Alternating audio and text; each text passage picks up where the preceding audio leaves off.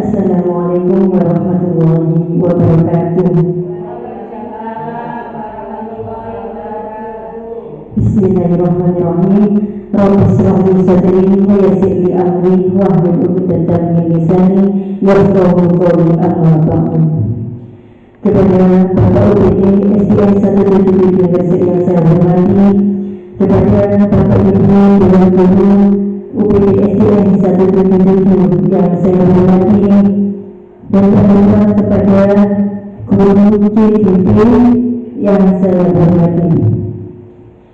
Pertama kita panjatkan puji syukur kehadirat Allah Subhanahu wa Ta'ala yang mana pada siang hari ini kita bisa berkumpul di sini dalam acara designasi CDP Angkatan 9 dengan keadaan sehat walafiat.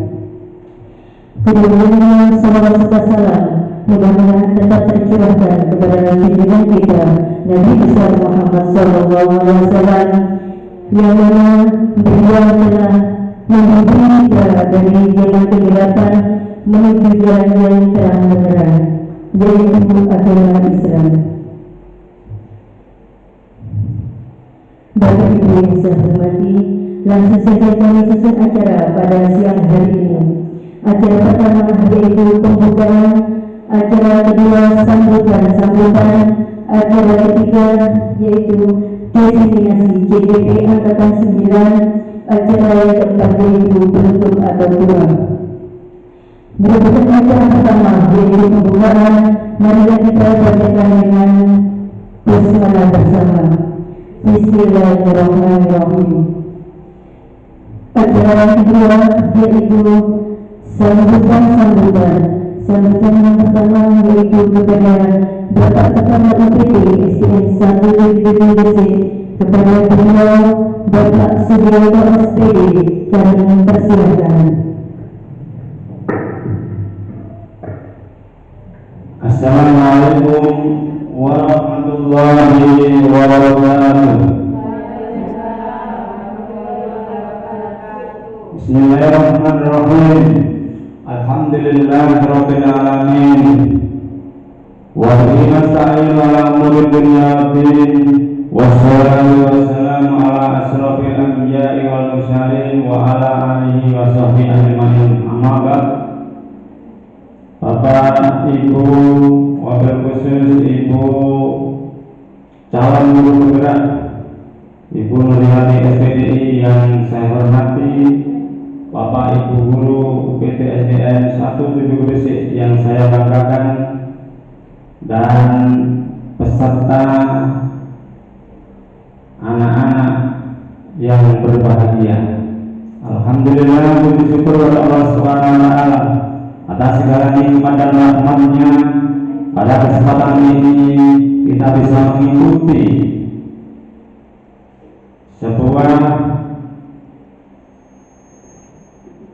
prestasi pembelajaran yang akan disampaikan oleh Bu Nurhayati SPDI sebagai calon guru pendidik, calon guru penggerak, calon guru penggerak angkatan 9 tahun 2023. Dan saya berharap semuanya nanti bisa mengikutinya, ya. Sambil belajar kita bisa mengikutinya. Untuk sementara ini tahun 2023 ini yang lolos adalah Bu Nurhayati, dan untuk mungkin tahun 2024 nanti kan Ibu Sulistiawati, Ibu Sulistiani, ya, dan yang lainnya mungkin nanti juga belajar segera bisa menyelesaikan diri. Untuk itu mari kegiatan CGP dengan judul budaya positif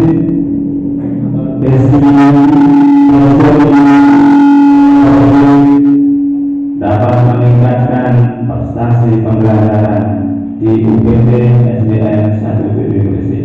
Kepada Bu Nurhayati kami menyatakan selamat, dan supaya bisa diikuti dengan sungguh-sungguh, semoga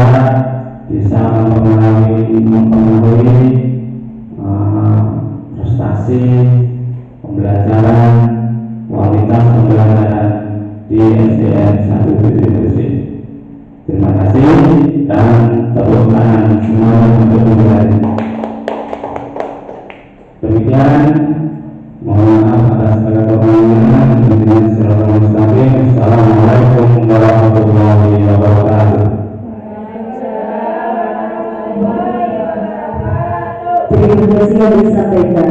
Merupakan acara selanjutnya yaitu acara inti designasi CPP Angkatan 9 kepada beliau bersangkutan yaitu Bu Nuriyani SPP. Kami persilakan.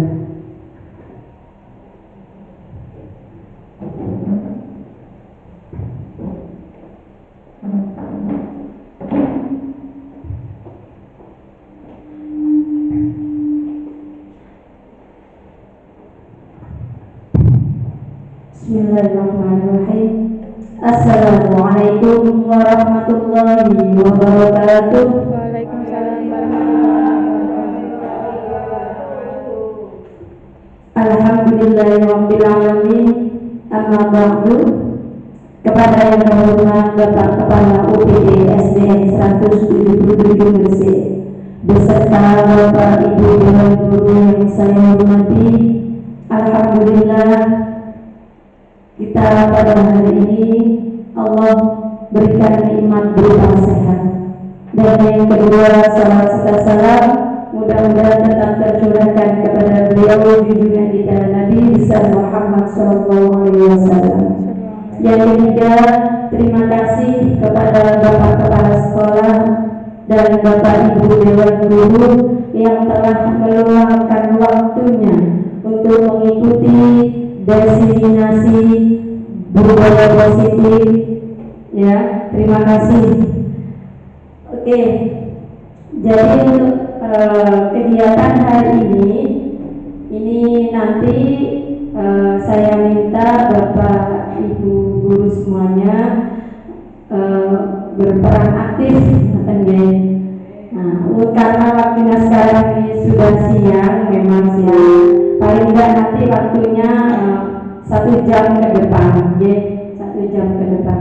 Oke, untuk menyemangati kita semua, saya punya es briefing. Gimana, Bapak Ibu sudah siap? Siap. Oke. Kalau saya bilang tangannya kucuk, itu tangannya ke atas. Iya. Kalau mekar, tangannya membuka.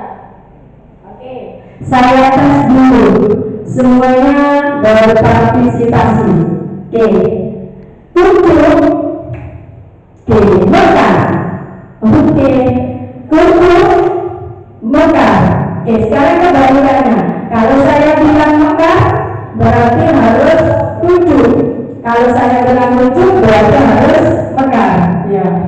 Nanti yang salah suruh nyanyi. Oke. Oke, siap deh. Oke. Mekar, kucuk, kucuk, mekar, mekar, mekar, kucuk. Kucuk, mekar.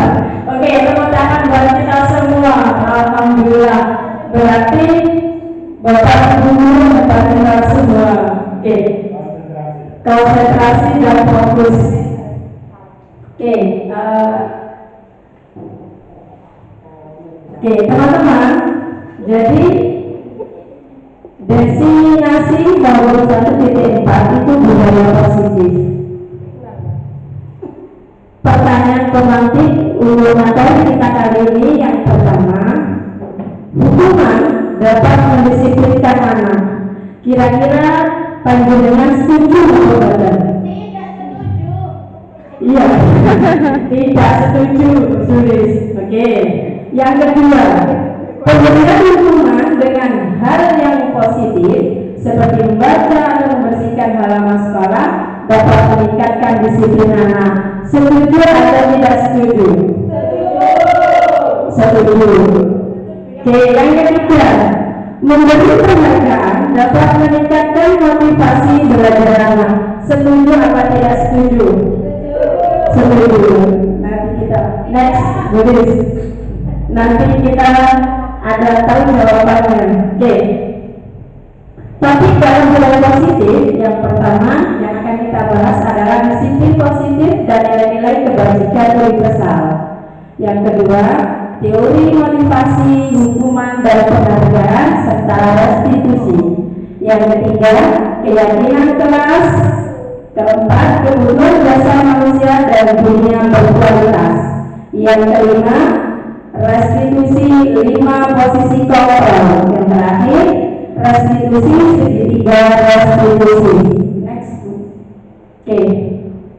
Paradigma yang ada di yang pernah atau sering kita alami ketika ada A dan B, Anda dan teman Anda saudara cari kertas kecil, tuliskan benda atau sesuatu yang sangat berharga untuk Anda. Ya, letakkan di salah satu tangan Anda dan genggam benda sesuatu tersebut dengan segala daya. Buatlah sebuah kapal. Ya, teman Anda yang B tadi akan mencoba dengan sekuat tenaga dengan berbagai cara. Ketika Bapak Ibu memegang sebuah kertas, di dalam kertas itu ada tulisan. Ya, ketika salah satu teman Anda, kira-kira apa yang ada di dalam menggenggamnya sekarang? Otomatis yang terbesit di pikiran kita semua adalah penasaran. Isinya apa? Tulisannya apa? Kan gitu. Berarti kita punya keinginan untuk melihat yang ada di dalam tangan. Bagaimana caranya? Mungkin caranya bisa dengan membujuk, ayolah, kok nek dibuka, tak kayak terkunci, ya gitu kan, ya busri ya. Atau mengajak, awas, nekat dibuka, awas, kakakku kalau terkunci, nah. Mungkin juga bisa mengerti, ayo merayu, kata bunda, ayolah beri bukamu, kok tak pernah terkunci, itu kan merayu. Atau kedua, gini, ayo beri, kok itu namanya menjual ya. Atau apa saja agar dapat membuka tangan teman Anda ya, dengan cara seperti itu. Tapi kita punya cara, punya pemikiran apa, dengan cara apa supaya tangan itu bisa terbunyikan. Next. Nah ini perubahan paradigma stimulus, respon teori kontrol, teori pilihan. Siapa sesungguhnya yang memiliki kontrol? Sepengetahuan Bapak Ibu guru, siapa yang punya kontrol? A atau B? Teman Anda apa Anda? Kira-kira siapa? Siapa begini? Yang punya kontrol? Kira-kira Anda atau teman Anda begini? Anda.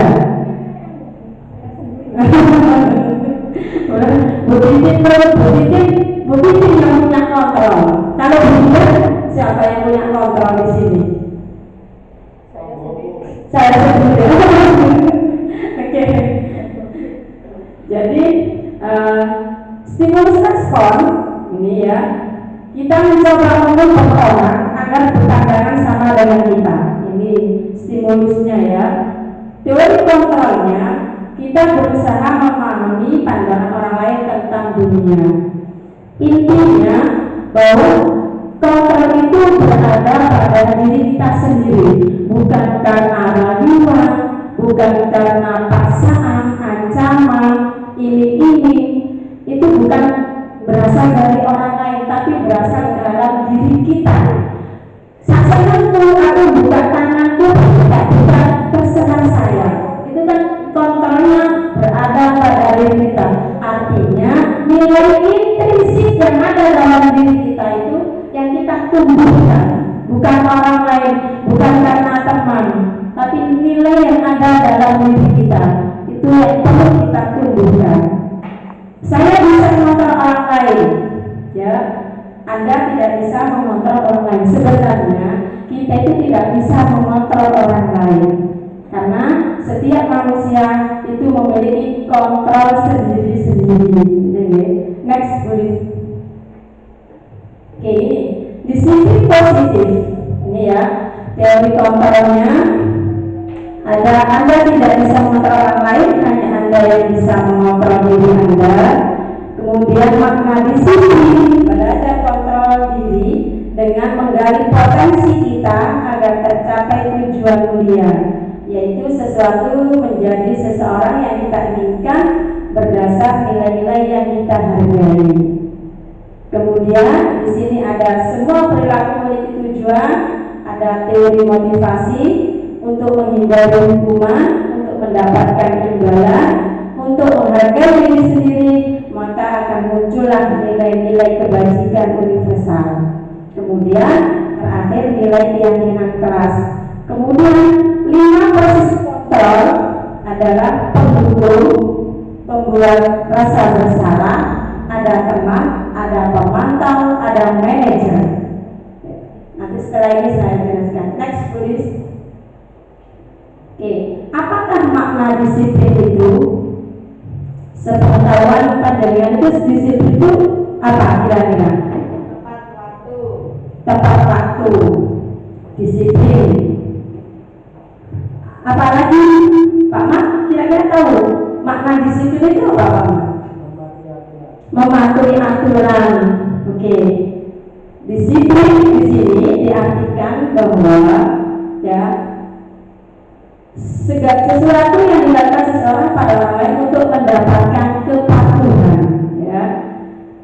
Kemudian disiplin dengan ketidaknyamanan, bukan dengan apa yang kita hargai atau pencapaian suatu tujuan mulia. Next.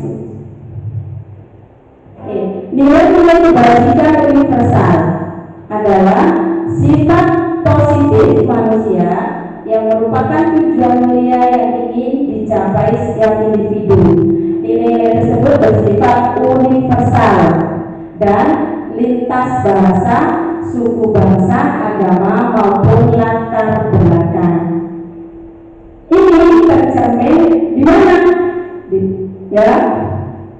Yaitu profil pelajar Pancasila, beriman bertakwa kepada Tuhan Yang Maha Esa, mandiri, bernalar kritis, berkebudayaan global, bergotong royong dan kreatif. Next.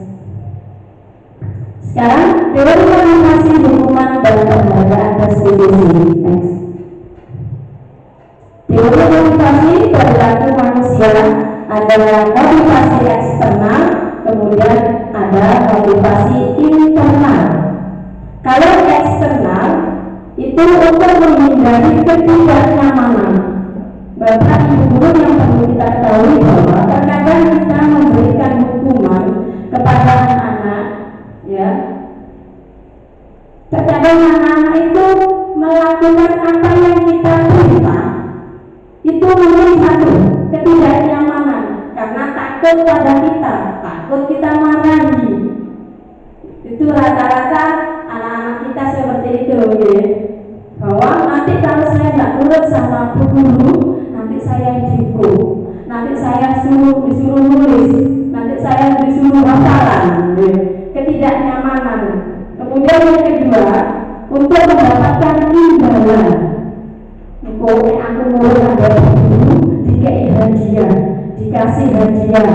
Nah, kemudian motivasi internal untuk menghargai diri sendiri. Jadi saya akan menjadi orang yang seperti apabila saya melakukan.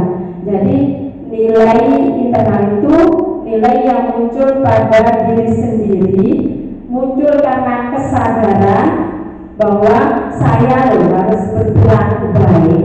Saya harus berperilaku nurut sama Bapak Ibu guru. Itu namanya nilai internal. Next. Oke, merdeka. Apa yang dikatakan oleh Ki Hajar Dewantara? Merdeka itu artinya tidak hanya terlepas dari perintah, akan tetapi juga cakap buat pemerintah diri sendiri. Jadi tidak hanya memerintah orang lain, tapi cakap memerintah diri kita sendiri. Dalam artian memunculkan nilai intrinsik dalam diri kita, bahwa kita harus berbuat baik. Anak-anak diapain ya supaya mereka menurut kepada kita tanpa hukuman. Nah, itu nanti kita munculkan nilai intrinsik yang ada dalam diri anak-anak kita. Next. Oke. Dihukum oleh penghargaan. Kenapa ya penghargaan itu menghukum? Ini jawabannya. Ya. Bahwa penghargaan berlaku sama dengan hukuman. Dalam arti meminta atau membujuk seseorang melakukan sesuatu untuk memenuhi suatu tujuan tertentu dari orang yang meminta bujuk. Dorongannya eksternal dan akan ada faktor ketergantungan. Jadi penghargaan itu menimbulkan anak-anak itu ketergantungan. Jadi nilai intrinsiknya dalam diri anak bahwa dia berkewajiban harus menaati tata tertib aturan yang ada di sekolah itu belum ada. Jadi kalau saya menurut sama guru saya, nanti bu guru akan ngasih hadiah. Jadi kenapa penghargaan itu sebenarnya tidak boleh? Saya tahu ketika saya mengikuti kegiatan guru penggerak. Menurut saya dulu itu kalau penghargaan itu membuat anak nurut, termotivasi. Ternyata apa? Pandangan yang selama ini saya pegang ternyata salah. Ya, jadi penghargaan itu bisa menghancurkan atau istilahnya racun dalam diri anak. Kenapa? Karena nilai intrinsik yang ada dalam diri anak tidak ada. Dia akan nurut saat ketika ada iming-iming penghargaan. Itu. Lanjut terus. Dihukum oleh penghargaan ini ya. Penghargaan itu menurunkan kualitas, bukan meningkatkan kualitas. Kenapa? Itu tadi anak-anak itu kecanduan. Mau ketika apa-apa jadi guru, terus gak usah. Itu namanya menurunkan kualitas. Penghargaan mematikan kreativitas. Itu jelas, ya. Kemudian penghargaan mengurangi motivasi intrinsik. Jelas karena dalam diri anak didik kita dia akan merasa ketergantungan, tidak ada kesadaran yang muncul dalam dirinya. Next. Bentuk perbuatan kebajikan, apresiasi, ya. Ini dia berbahan yang pertama memberi pengakuan secara khusus. Pengakuan secara khusus tidak harus melalui sebuah bidang. Jadi Bapak Ibu guru kalau anak kita mendapatkan nilai bagus, cukup kasih jempol, cukup dikasih tepos, nggak harus dikasih sesuatu misalnya hadiah atau bingkisan. Itu akan nanti menurunkan kreativitas peserta didik kita. Jadi sekarang itu penghargaan cukup dengan jempol, cukup dengan tepuk tangan, nggak harus dengan benda. Soalnya kita ingin anak didik kita memiliki nilai intrinsik yang muncul dalam diri mereka masing-masing. Next. Oke, contoh pengakuan apresiasi kebajikan. Kemarin saya perhatikan nilai kebajikannya apa? Berarti empati, gitu ya. Situasinya menolong murid, nah itu termasuk dalam apresiasi kebajikan. Next. Sekarang hukuman dan konsekuensi. Sesuatu yang menyakitkan, hukuman itu menyakitkan. Panjenengan, saya dan panjenengan tidak merasa. Pernahkah panjenengan, siapa di antara panjenengan yang pernah dulu sampai sekarang masih teringat? Monggo, ada tanya. Yang dulu waktu sekolah di tingkat dasar, SMP, SMA, mungkin dihukum oleh gurunya sampai hingga saat ini membekas. Ada nggak kira-kira yang jujur ya? Ada Bu penurut. Oh, benar. Itu apa? Pintar Bu. Iya. Tapi membuat kejutan menjadi sukses. Oh, juga menjadi sukses. Tapi hingga saat ini belum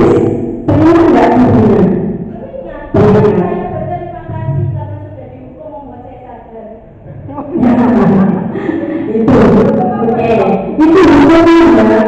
Jadi hukuman itu sangat menyakitkan. Dengan kata lain, anak yang kita hukum itu bisa jangka panjang. Artinya nggak sekarang, nanti, dia akan cerita sama temannya, dia akan cerita sama anaknya. Nah, Masya Allah, yang ngetik ibu tahu dikebuk sampai gebuk kayunya juga. Itu berarti sampai itu sudah kejadiannya 10 tahun yang lalu. Dia masih ingat. Itulah hukum. Sampai-sampai kadang-kadang sampai terbawa mati. Jadi hukuman itu bisa menyakitkan. Kalau konsekuensi sesuatu yang harus terjadi. Kemudian hukuman membuat anak sakit, baik fisik maupun hati. Aku mangkel sampai Pak Mas, misalnya gitu. Pak Mas itu misalnya dari buat hukuman ya. Nah itu nanti saya nanti 5 tahun, 10 tahun dia akan teringat selalu. Jadi hatinya terluka istilahnya gitu ya. Kalau konsekuensi membuat anak merasa tidak nyaman dalam jangka waktu yang pendek, anak membenci disiplin. Aku tak sepatu kan tak lalu ke juru. Jadi itu ya, anak membenci disiplin, terus saat gitu ya. Kalau konsekuensi anak menghargai disiplin. Next, apa itu restitusi? Restitusi itu adalah ya proses menciptakan kondisi bagi murid untuk memperbaiki kesalahan mereka sehingga mereka bisa kembali pada kelompok mereka dengan karakter yang lebih kuat.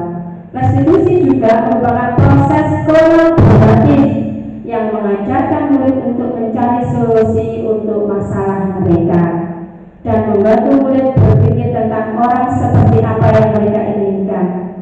Ya, jadi restitusi itu adalah kita menyadarkan ketika murid membuat kesalahan dengan mencari solusi mereka sendiri. Kita hanya menjembatani, bukan kita mendobelkan salah. Itu tidak boleh. Dalam ilmu restitusi itu tidak boleh menunjuk anak kamu salah, harus ini yang kamu lakukan. Tidak boleh. Tapi apa? Nilai intrinsik. Kita hanya menjembatani. Jadi anak itu bisa mencari solusi sendiri dari apa kesalahan yang mereka lakukan. Next, ciri-ciri restitusi ya, bukan untuk menebus kesalahan, namun untuk belajar dari kesalahan. Jadi bukan untuk menebus kesalahan, tapi belajar dari kesalahan. Jadi nanti peserta didik itu akan sadar, oh saya salah. Kalau saya salah, saya harus memperbaiki kesalahan yang telah saya lakukan gitu. Kemudian memperbaiki hubungan yang asalkan tukaran, tadi lebih maneh, rukun maneh gitu ya. Kemudian restitusi menuntut untuk melihat ke dalam diri, ya. Kemudian restitusi fokus pada solusi, ya. Jadi yang mencari solusi itu peserta didik sendiri, bukan kita. Next. Oke, ini identitas gagal, ada identitas sukses. Hukuman, kemudian ada konsekuensi, ada restitusi. Sesuatu yang menyakitkan harus terjadi, itu identitas gagal. Hukuman itu adalah identitas gagal, ya. Awalnya saya itu waktu ikut pelatihan CPD, saya sebenarnya tidak setuju. Kenapa tidak ada hukuman? Ternyata setelah saya dalami materinya, ternyata ya selama ini saya salah melakukan hukuman itu adalah hal yang gagal, gitu ya. Kemudian konsekuensi sesuatu harus terjadi, restitusi sesuatu yang merupakan pilihan. Next. Ini coba saya minta urut ya dari Buddhis. Buddhis nomor 1, ini hukuman apa konsekuensi, Bu? Konsekuensi. Konsekuensi. Oke. Pindah nomor 2, lari dari lapangan. Hukuman. Titik nomor 3. Hukuman. Beri. Hukuman. Busri. Ini membersihkan tumpahan air. Busri. Hukuman. Oke, Pak Jadi murid disuruh untuk mengenakan sepatu sehari. Hukuman. Pak Mat yang terakhir. Hukuman. Ini jawabannya. Next, tulis. Nah, ini ya. Jadi mengelilingi lapangan 2 kali itu termasuk hukuman, ya. Mengganti kertas teman yang dicarakan itu termasuk konsekuensi. Oke, tepuk tangan buat guru hebat, guru pintar.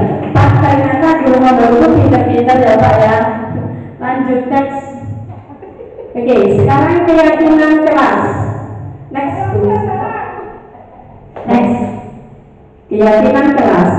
Apa sih keyakinan itu? Keyakinan dimiliki oleh guru dan murid terhadap kemampuan mereka untuk mencapai tujuan pembelajaran. Sedangkan peraturan kelas merupakan alat untuk mengatur perilaku yang diharapkan terjadi pada peserta didik menjadi lebih baik. Jadi biasanya kita melakukan keyakinan kelas ini di awal-awal ajaran baru. Seperti diskusi dan tulis kan sudah dulu memberikan. Jadi setiap awal tahun ajaran baru kita membuat kesepakatan kelas dengan peserta didik. Kira-kira kemauan anak-anak itu apa? Jadi keyakinan kelas itu yang menentukan bukan guru, tapi anak-anak. Ya, anak-anak yang menentukan keyakinan kelas apa yang harus dilakukan di dalam kelas mereka. Misalnya masuk tepat waktu, itu. Jadi anak-anak semuanya berikut rembuk. Jadi bukan guru yang menentukan, tapi anak-anak yang menentukan. Oke. Mengapa tidak peraturan saja, mengapa harus keyakinan? Itu tadi ya, perbedaan keyakinan kelas sama peraturan. Oke. Mengapa kita memilih peraturan harus menggunakan helm bila mengendarai kendaraan roda 2? Ini termasuk keyakinan apa? Peraturan. Memakai helm itu keyakinan apa peraturan? Peraturan.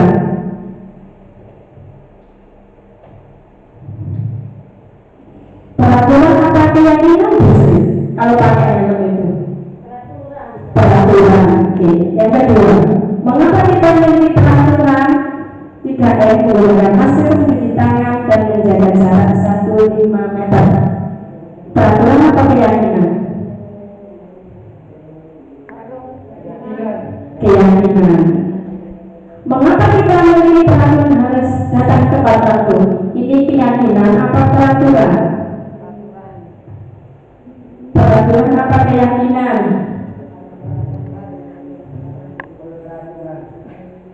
Apa? Peraturan. Salah nggak apa-apa. Oke, jadi kalau kita pikir lagi, kalau kita memakai helm itu sepintas dengan peraturan, bukankah? Walaupun kita tidak ke jalan raya kita memakai helm, ayo, berarti itu keyakinan kita bahwa kita ingin selamat, kan gitu. Berarti keyakinan bukan peraturan. Next.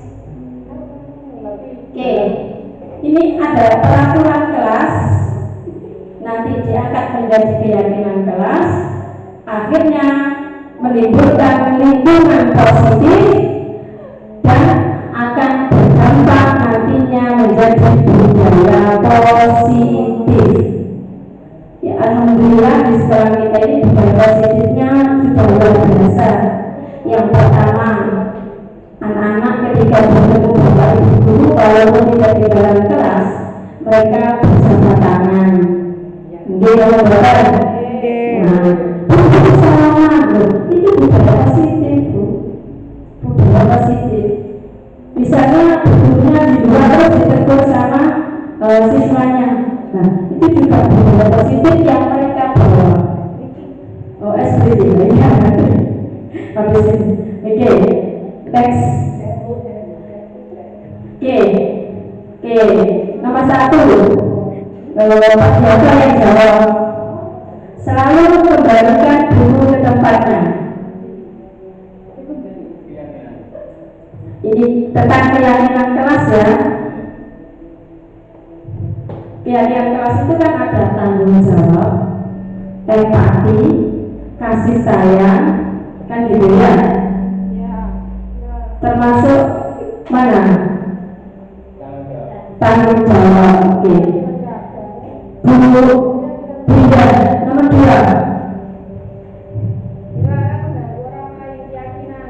Keyakinan kelas termasuk apa? Menghargai apa, menghormati apa, kasih sayang, apa, empati, semua. Wah, kamu lagi kayaknya Bu Ibu. Menghormati, dilarang membantu orang lain. Oke, kata Bu Ibu sengaja dimasukkan. Ya. Oke, politik nomor 2. Hadir di kelas 15 menit sebelum pembelajaran dimulai. Yang kedua, yang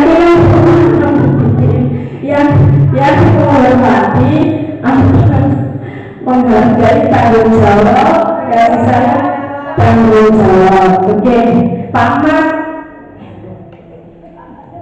Dilarang melakukan kekerasan. Empati. Pak Jadi dilarang menggunakan apa-apa.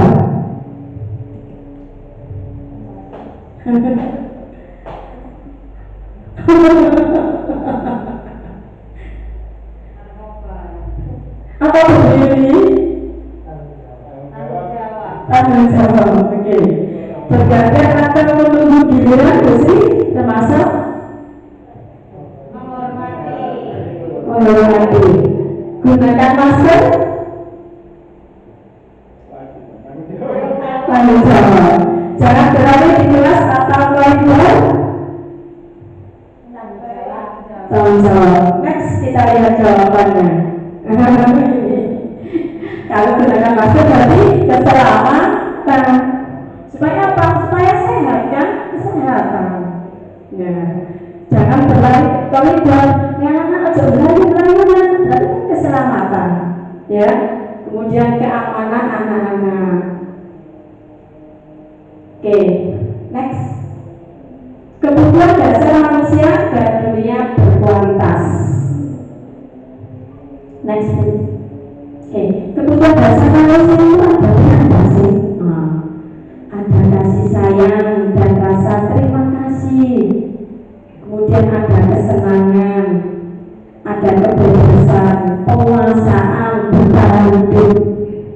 Bapak Ibu, anak-anak ketika di dalam kelas tentunya mereka ingin disayang, kan gitu ya, kepengen disayang, kepengen diterima dirinya.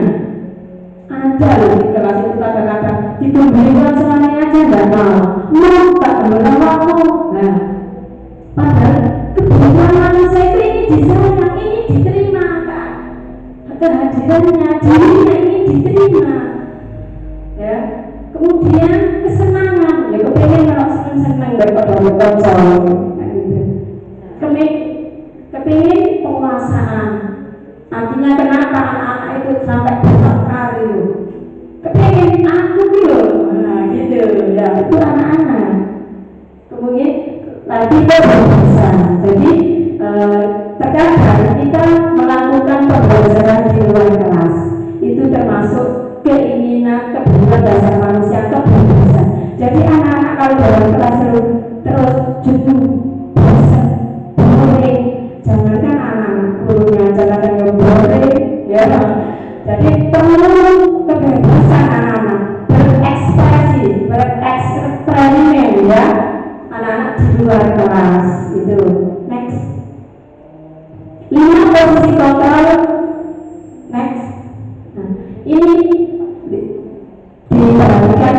gurunya. Ini yang pertama, penghibur.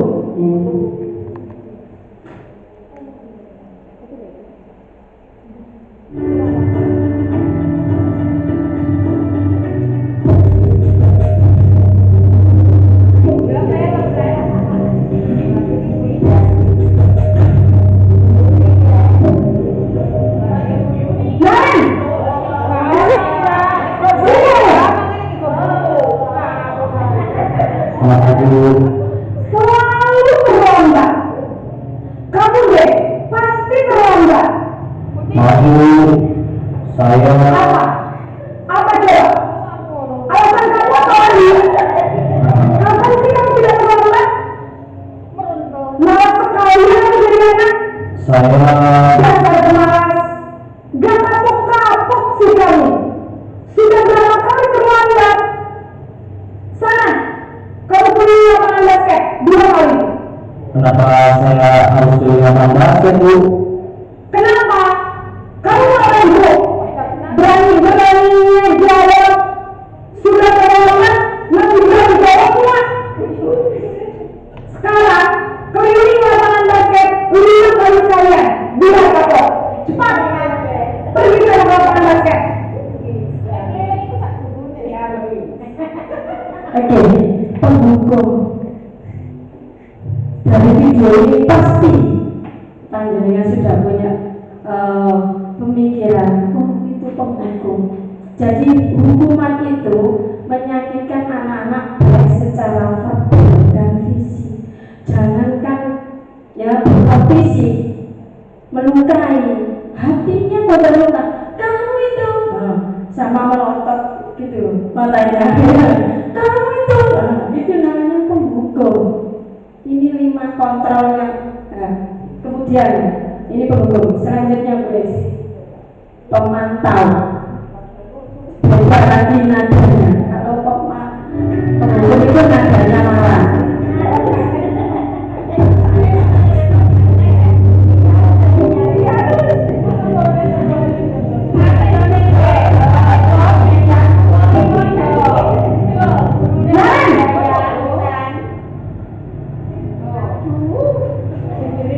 Selamat pagi, Bu. Naren, apa peraturan sekolah kita tentang jam berapa kita harus masuk sekolah, Nak? Kita harus di sekolah jam 7. Iya betul, sekarang sudah jam 7.20. Naren sudah tahu konsekuensinya jika terlambat hadir. Paham, Bu. Saya harus tinggal kelas pas jam istirahat selama 20 menit. Iya benar, konsekuensinya demikian. Jadi nanti jam 9.30 pas istirahat, kamu harus tinggal di kelas, kerjakan tugas tambahan untuk ketertinggalan kamu, ya? Baik, Bu.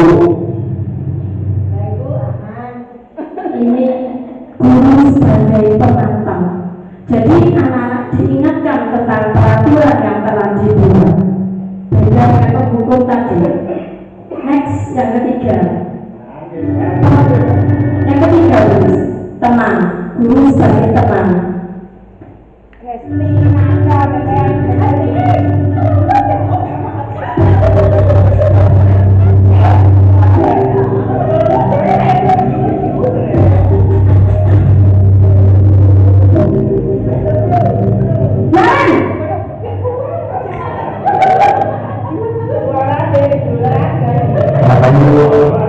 Wah, sudah berapa ini, Nak? Selamat lagi ya saya. Bu, habis ulang saya, Bu. Kamu malah menyalahkan ibu kamu. Kamu bukan anak yang dialami kencang. Kok terlambat sih? Iya, Bu. Saya mau tadi.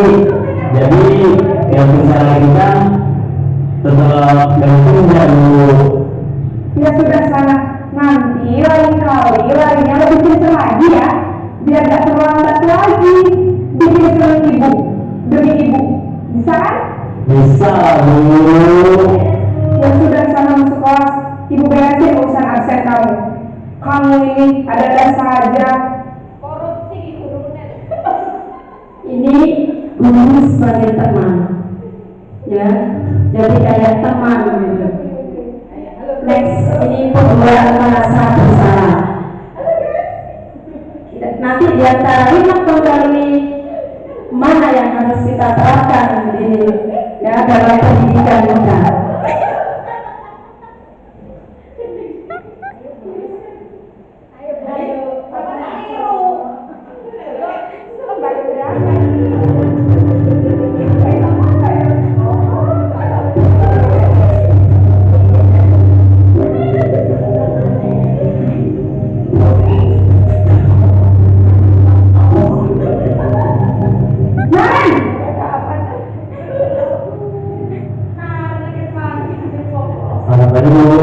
Naren, kamu kenapa terlambat lagi, nak? Ya Tuhan, Naren, kamu senang ya bikin begitu saya? Kalau kamu terlambat lagi, nanti ibu yang berbuat kepala sekolah, nak. Disangka ibu dari sembilan kamu. Gimana ini? Maaf Bu. Ibu sih, Naren, kamu suka ya kalau begitu kepala sekolah? Terus, sekarang ibu harus tulis apa yang buku absen? Ini kan sudah sering terlambat loh. Ibu harus apa coba? Maaf Bu. Maaf sekali. Ya sudah, lain kali jangan bikin ibu saya lagi ya nak ya. Ibu tidak akan kuat lagi kalau kamu begini terus. Bisa jadi kalau ibu berjuang kepala sekolah. Sana cepat ke kelas. Maaf ya Bu. Maaf sekali. Jadi guru pembuat merasa bersalah terhadap peserta didiknya. Jadi itu ya. Jadi belum ada nilai intrinsik dari dalam diri peserta didik untuk ya bahwa mengakui kesalahannya dan mencari solusinya. Next, manager.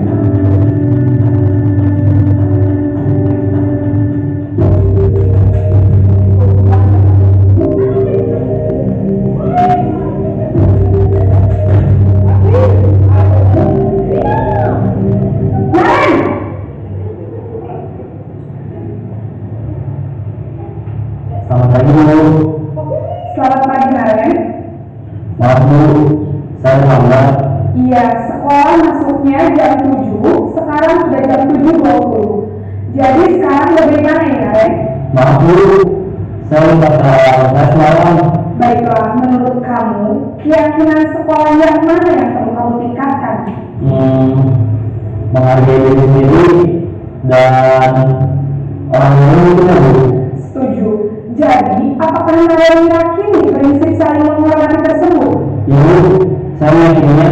Apakah Naren bersedia memperbaiki masalah keterlambatan ini? Bersedia Bu. Bagaimana kamu memperbaiki masalah keterlambatan ini? Saya akan coba buktikan dengan nyetel alarm saya Bu. Baik, kalau Naren bukan menyetel alarm di rumah, ada orang yang kira-kira bisa bantu mengingatkan tidak? Ada Bu, kata saya, Kak Emma. Ada lagi selain KM? Selain Kak Emma, ada ibu saya. Baik, jadi yang mengingatkan Naren adalah Kak Emma dan ibu kamu ya? Kira-kira akan membaca alarm apa nih Naren? Setelah akan segera saya lakukan. Baik, jadi Naren akan setel alarm untuk bangun besok pagi dan akan diingatkan oleh kakak dari bunda Naren ya? Ada lagi yang mungkin perlu dilakukan Naren? Agar tidak terlambat bangun lagi. Tidak ada Bu. Baik Naren, terima kasih untuk kerjasama kamu. Sekarang kamu perlu kembali ke kelas untuk belajar. Bu, terima kasih. Ya, Naren. Jadi di antara 5 kontrol ini yang perlu kita miliki adalah sebagai guru, sebagai manajer. Jadi sebagai manajer artinya peserta didik tidak saya kita dukung, tidak kita sebagai teman tidak, tapi sebagai seorang manajer mengingatkan keyakinan keras mana yang telah dilanggar. Kemudian kita kasih umpan balik apa yang harus diperbaiki.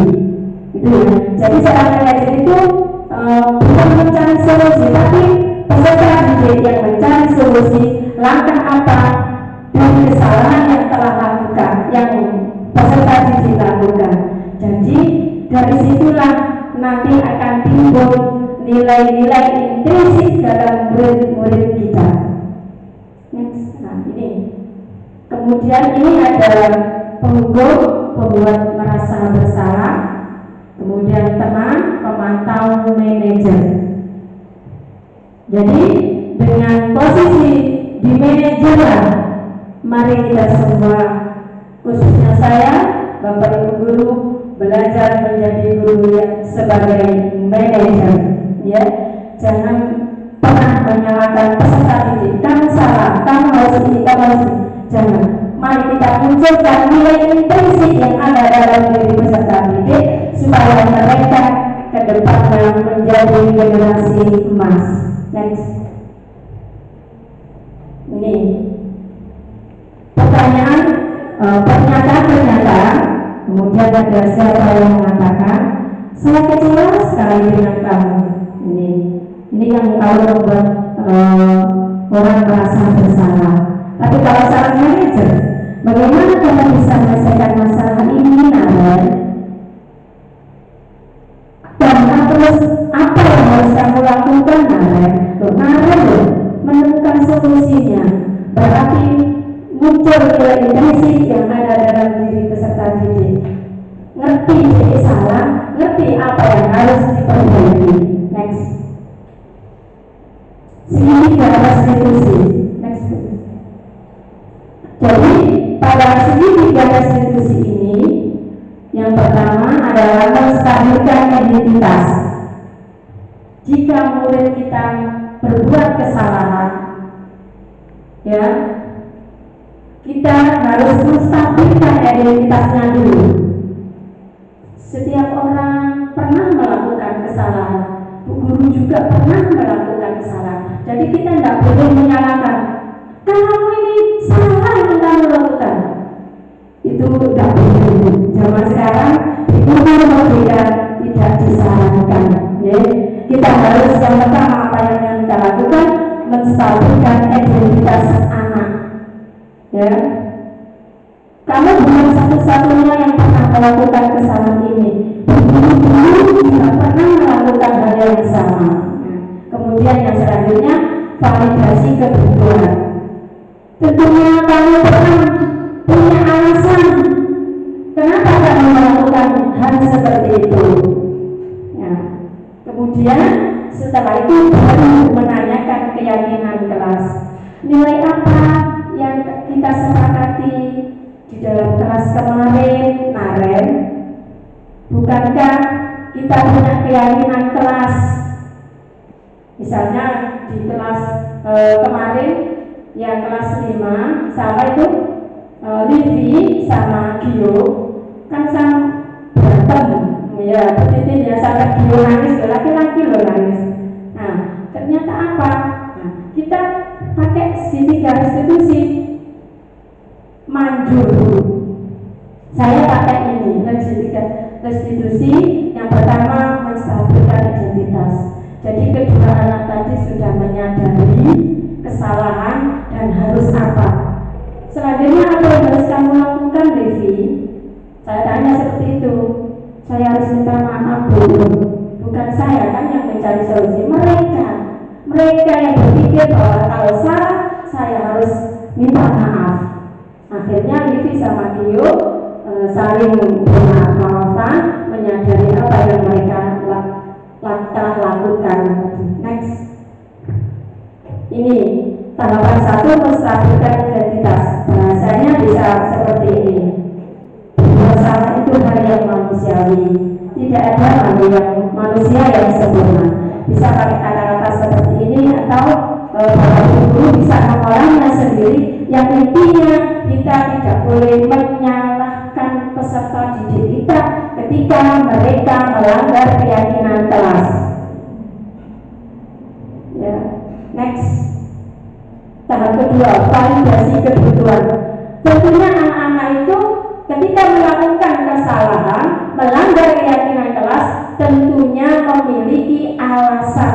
kita sebagai guru tidak boleh tidak boleh langsung mendoktrin anak, menyalahkan anak tanpa tahu penyebabnya. Guru yang baik itu harus tahu permasalahan peserta didik yang kita hadapi. Nah, kenapa sih kamu tidak pernah mengerjakan tugas? Apa masalahmu? Biarkan mereka itu bercerita. Berarti menganggap guru adalah idolanku. Biarkan mereka bercerita. Oh begitu. Dulu juga guru pernah juga tidak mengerjakan PR. Ya, semua manusia tidak ada yang sempurna. Nah, kemudian nanti validasi kebetulan kita cari penyebabnya itu apa.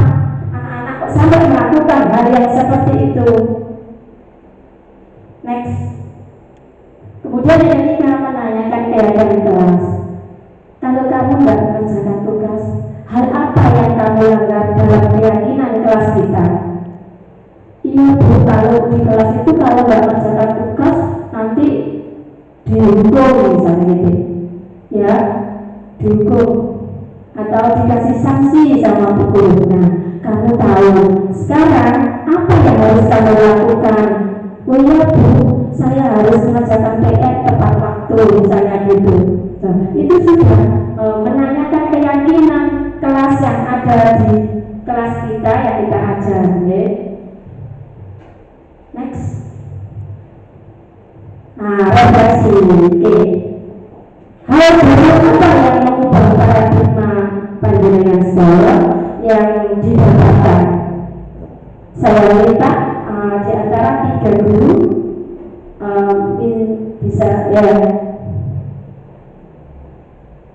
bisa menjawab di antara ketiga pertanyaan.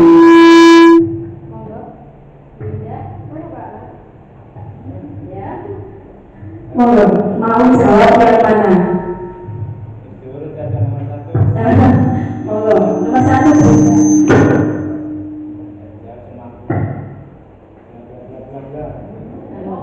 Setelah dari yang awal sampai akhir, hal baru apa yang paradigma apa yang Bapak Ibu temukan di dalam presentasi ini tadi?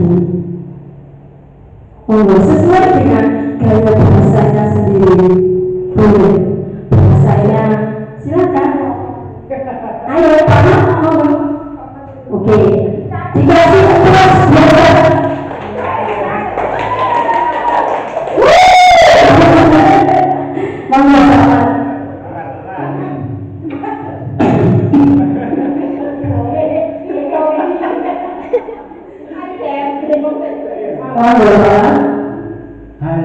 terus biar hal baru apa yang mengubah paradigma saya yang saya dapatkan, ya mengenai penanganan masalah anak-anak yang melanggar aturan. Dan selama ini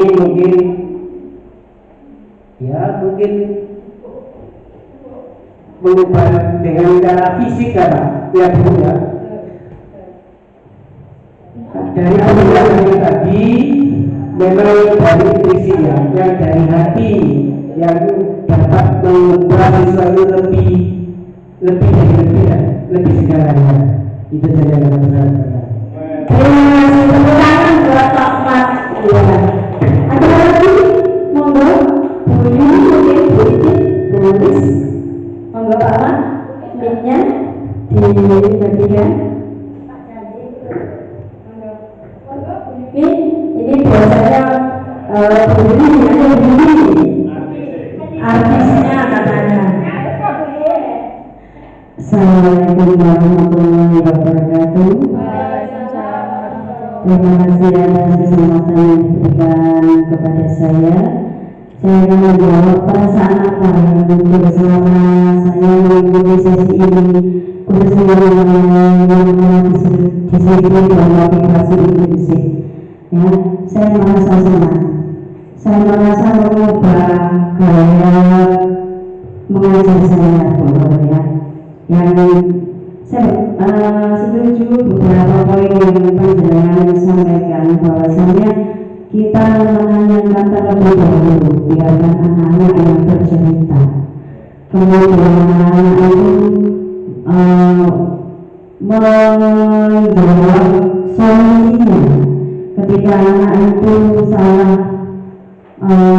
melakukan kesalahan atau melanggar suatu peraturan, antara peraturan dan keyakinan itu hampir sama, cuma caranya berbeda, intinya seperti itu ya Bu ya. Karena setiap kali ada aturan pasti ada sanksi ya. Kata sanksi itu, kata hukuman itu kita rubah menjadi kata keyakinan ya, itu ya. Tapi ada beberapa poin yang membuat saya ketika saya menjadi seorang guru berpikir di sini ya. Jadi ada beberapa anak-anak yang memang sudah memiliki karakter yang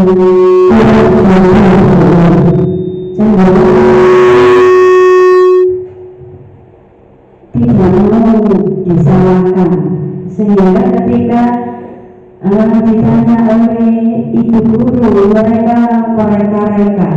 takut untuk disalahkan.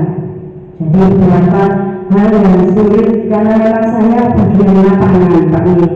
Saya lebih tahu karakternya seperti ini waktu olahraga. Saya menemukan beberapa kesulitan di situ untuk anak-anak yang kenakalannya agak di atas rata-rata. Nah, satu contoh kemarin itu waktu Bobby sama Erdan. Dua-duanya memiliki sifat yang berbeda. Dua-duanya memiliki keyakinan kekeh bahwa saya yang benar, kamu yang salah. Sedangkan Erdan ini juga seperti itu, saya yang benar, kamu yang salah. Nah, seperti itu. Saya mengalami kesulitan seperti itu untuk menghadapi anak-anak yang keras ya Pak ini, keras sama keras. Jadi guru memang harus jadi penengah, jadi solusi yang terbaik, mengembangkan karakter yang baik. Jadi itu ya Bu ya. Ini presentasi yang luar biasa, mengubah bentuk cara mengajar saya ya. Ya memang saya itu guru olahraga ya, karena saya dari kuliah itu mendapatkan pendidikan yang sangat keras. Saya dulu waktu kuliah saja ketika melanggar telat ya dihimbau sama pelatih saya. Jadi pendidikan yang sangat keras sekali gitu ya. Kemudian menumbuhkan rasa saya juga yang keras. Jadi saya akui selama ini saya mengajar itu agak diktator terhadap anak. Saya rasakan itu sendiri memang. Saya mengakui ini adalah pembelajaran yang baik untuk diri saya sendiri, untuk menciptakan anak-anak yang lebih baik lagi. Apapun akan saya lakukan karena tujuan guru itu mencerdaskan kehidupan bangsa dan mengembangkan karakter anak. Ya, terima kasih Bu atas pembelajaran ini. Tepuk tangan buat ini. Terima kasih Bu ini, masukannya, jawabannya dan kebesarannya. Terima kasih. Masya Allah, hebat Bu. Tepuk tangan buat ini. Yang terakhir, monggo apa Bu? Monggo, monggo Bu Sulis, calon guru pembelajaran 10. Monggo.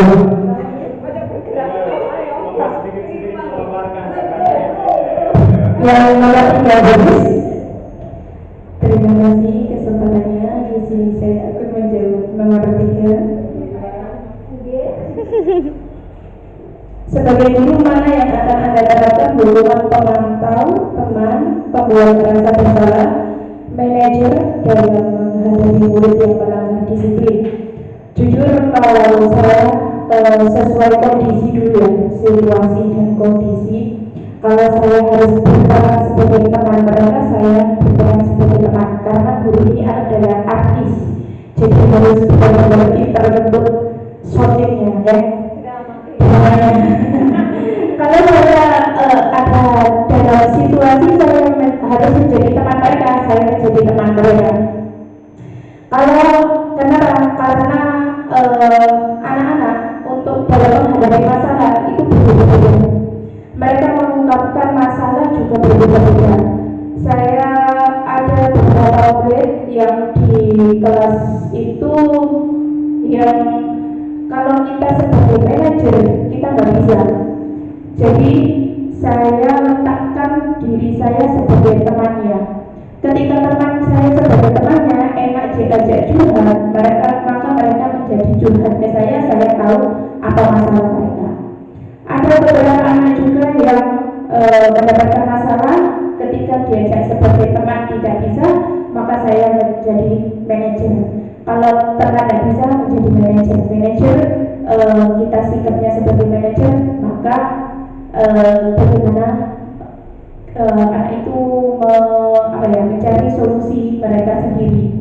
Karena dengan berbagai macam karakter anak, kita harus bisa memposisikan diri kita agar mereka nyaman sama kita. Terima kasih. Terima kasih. Tepuk tangan buat Bu Lis. Oke. Terima kasih. Ada yang masih punya unek-unek? Oke. Langsung saja ya. Jadi jawaban yang pertama dari Pak Ahmad ternyata penting sekali menumbuhkan nilai intrinsik dalam diri siswa ya Pak Ahmad ya. Nah, kemudian yang kedua, perasaan apa kata Bu Yuni tadi? Ternyata Bu Yuni merasa senang sekali. Kenapa? Memang Bapak Ibu dulu mungkin kita sebagai guru adalah raja. Jadi guru itu bukan apa-apain. Murid istilahnya sebagai pendeta. Dulu, tapi sekarang ya di era milenial dengan kurikulum merdeka bahwa guru adalah sebagai manajer. Manajer bisa jadi tenang. Manajer adalah orang ya yang bisa menumbuhkan nilai intrinsik dalam diri seorang peserta didik. Dengan tumbuhnya nilai tersebut, anak-anak di masa depan akan menjadi generasi emas. Kenapa? Karena mereka sadar.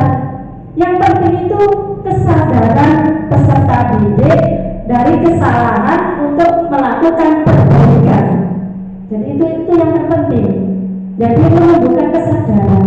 Memang tidak mudah Bapak Ibu guru, karena kita itu tiap hari ya bergaul dengan mereka yang beraneka ragam, perbedaan latar belakang, ya sudut pandang, tidak mudah. Tapi insya Allah kalau kita akan menerapkan seperti ini, insya Allah 1, 2, 3, insya Allah peserta didik kita akan menjadi orang-orang hebat. Ya, terima kasih Pak Mat, Bu Yuni dan Bu Lis atas jawabannya. Mudah-mudahan apa yang sudah saya sampaikan presentasikan mengubah paradigma kita yang dulu dengan sekarang. Ya, orang itu kan begini. Hari ini harus lebih baik dari kemarin. Kalau hari ini tidak lebih baik dari hari kemarin, misalnya kita adalah termasuk orang yang merugi. Jadi kita itu memang dalam dunia pendidikan itu tidak statis, tapi berubah. Ya, dunia pendidikan itu berubah sesuai dengan perkembangan zaman. Dulu sekarang beda. Dulu aja kalau ya anak sekolah tutup sepatu dicangkang berubah beres. Sekarang tidak boleh. Dulu aja sepatu sakar PD, sekarang sepatu harus berwarna hitam misalnya itu kan ya. Jadi kita mengkondisikan sesuai dengan perkembangan zaman itu. Terima kasih. Mudah-mudahan apa yang sudah saya presentasikan mengubah paradigma kita semua, khususnya bagi saya. Kita harus bisa menjadi seorang manajer dengan menerapkan segitiga restitusi, ya, memvalidasi identitas, kemudian yang kedua tadi, identitas, ya, yang ketiga adalah menanyakan keyakinan keras. Terima kasih. Saya akhiri.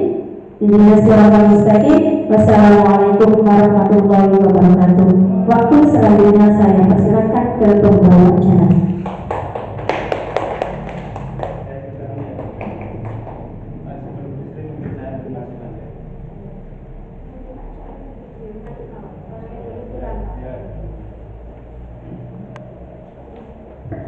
Terima kasih yang disampaikan, mudah-mudahan bermanfaat bagi kita semua. Merupakan acara terakhir yaitu penutup atau doa. Kepada beliau Bapak Janji kami persilakan. Sebelumnya di sini saya berbagi acara awal hingga akhir. Apabila ada kata-kata yang kurang berkenan, kami mohon maaf yang sebesar-besarnya. Akhir kata, wassalamualaikum warahmatullahi wabarakatuh. Kepada Bapak Janji SPB kami persilakan. Assalamualaikum warahmatullahi wabarakatuh. Ila hadratin Nabi Mustafa Rasulullah sallallahu alaihi wasallam wa alihi wa sahbihi wa tabi'in ajma'in. Al-Fatihah. A'udzu billahi minash shaitonir rajim. Bismillahirrahmanirrahim. Alhamdulillahi rabbil alamin. Arrahmanir rahim. Maliki yaumiddin. Iyyaka na'budu wa iyyaka nasta'in. Ihdinas siratal mustaqim. Siratal ladzina an'amta 'alaihim ghairil maghdubi 'alaihim waladdallin. Allahumma shalli 'ala sayyidina Muhammad wa 'ala alihi wa sahbihi. Allahumma